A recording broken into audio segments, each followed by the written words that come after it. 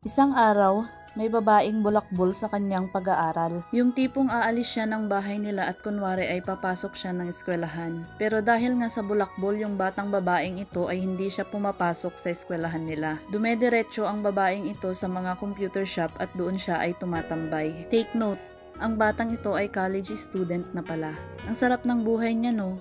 Sa kabila ng hirap ng kanyang mga magulang ay nagagawa niyang magbulakbol. Hindi man lang niya naisip ang pagod at sakripisyo ng kanyang mga magulang. Pinagpatuloy nga ng babaeng ito ang kanyang pagbubulakbol hanggang sa isang araw, schedule na ng pagkuha ng kanilang mga grado. At dito nga ay nagulat siya sa resulta ng kanyang mga grado. May isang subject kasi na hindi siya nakapasa at bagsak siya.